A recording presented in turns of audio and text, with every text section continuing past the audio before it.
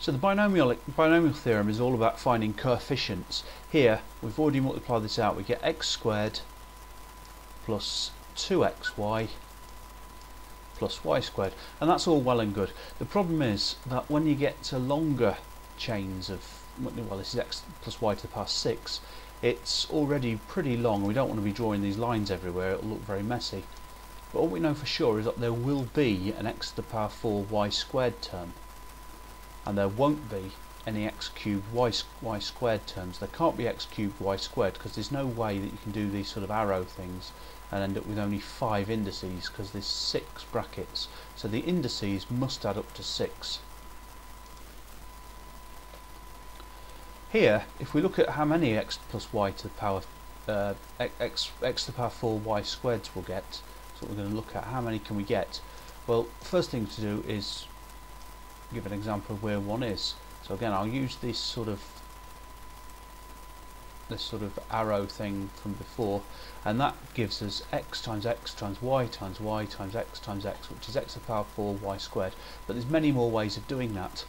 What's this got to do with the playing cards? Well, the playing cards were to try and show that if x is a face up card and y is a face down card, then x times x times y times y times x times x.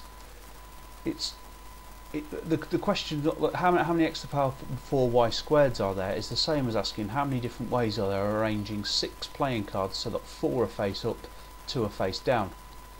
And that question is not easy. There's certainly too many to count, but look here. Here I've written out the expansion of x plus y to the power 5. Remember, we're looking at x plus y to the power 6, and we want to know how many ways are there of getting 4 face ups and 2 face downs. Well, in x plus y to the power 5 there are 3 face ups and 2 face downs, 10 different ways of doing that, and I've put all 10 different ways of getting 3 face ups and 2 face downs.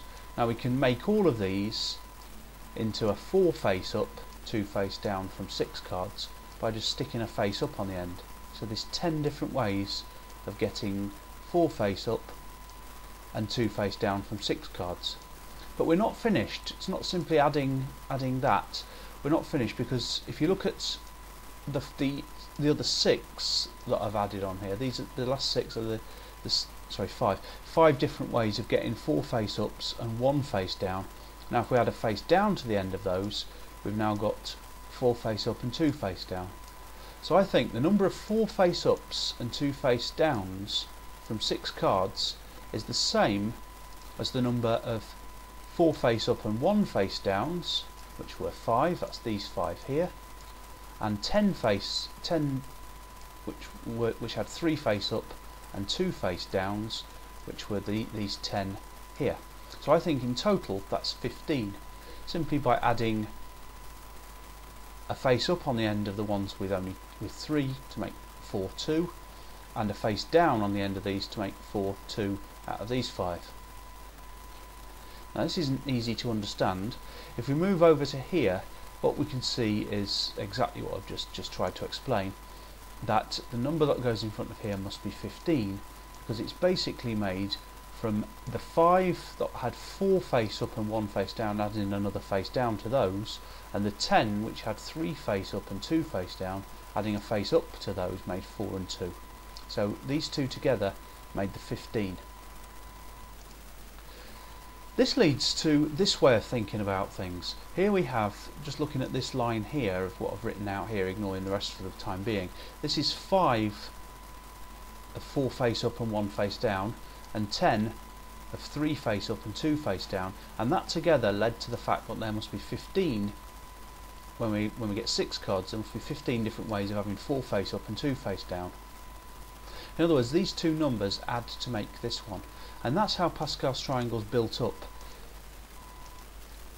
It's built up right from the beginning, where x plus y to the power 0, which is just 1, anything to the power 0 is just 1, we could write as 1 times x to the power 0, y to the power 0. Why would we do that? Well, just for completion's sake, no real reason. X plus y to the power 1, anything to the power 1 doesn't do anything. We know x plus y is just x, 1x plus 1y.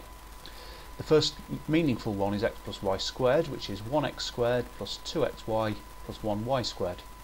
X plus y cubed is 1x cubed, 3x squared y, 3xy squared, 1y cubed, and so on. These coefficients, that's the blue numbers, all come from adding together the two above. So here the 6 and the 4 make the 10.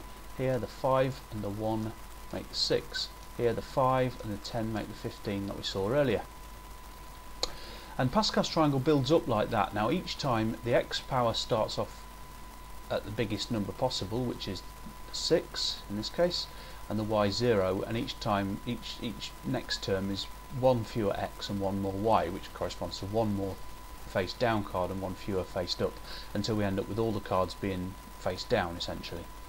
So x plus y to the power 6 is x to the power 6 plus 6x to the power 5 times y plus 15 x to the power 4 times y squared plus 20 x cubed y cubed plus 15 x squared y to the power 4 plus 6x y to the power 5 plus 1 y to the power 6.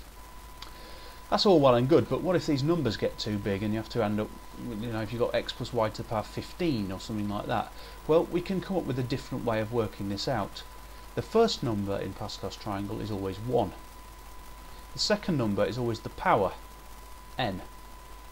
The third number, which is these numbers here, these are the third numbers in each row. So the third number in this row is 3, the third number in this one is 6, the third number in the bottom row so far is 15. That's basically triangular numbers, 1, 3, 6, 10, 15, and the formula for those is n minus 1 over 2. So this here is 6 times 6 minus 1, 5, divided by 2. 6 times 5 divided by 2 is 15. The next number, which is these numbers here have this formula, n minus 1, n minus 2 over 3 times 2. So this 20 is made up of 6 times 5 times 4 divided by 3 times 2. 6 times 5 times 4 divided by 6. In other words, 5 times 4, which is 20. Work that out on your calculator if you like. But again, this method, if we're going as far as x plus y to the power 20, will take a long time to work out each number. A calculator has this button on it which does exactly this calculation. This NCR button, I want you to just now see if you can figure out how to get the number 20 from your NCR button. You basically type in 6C3. So 6 is the number here. If I get rid of some of this highlighting, 6 is the number here. Actually, we've drawn that too far. 6 is the number here, and the 3 is the y. Well, you can think of it as the y or the x. It doesn't really matter because you'll notice this is entirely symmetrical. So the power of x here is 3. So that number will be 6c3. Make sure that you can get your calculator to give you 20 from that before moving on. Okay, so x plus y to the power 34 equals, and then there's a long load of stuff, and then we eventually get to the term which has x to the power 20, y to the power 14. Three ways of finding out this number here. One is to write Pascal's triangle until we get to 134. Unfortunately, that's not really a viable option. We've only gone as far as 1/6 here. 134 is just going to take ages. Second option is to write out n minus 1, n minus 2, in this case 34 times 33 times 32 times 31, until we get to 30. 34 minus 14, and divide that by 15 times 14 all the way down to 1. That will take ages, but at least we'll get the answer. And the third method is to use 20C14 on your calculator.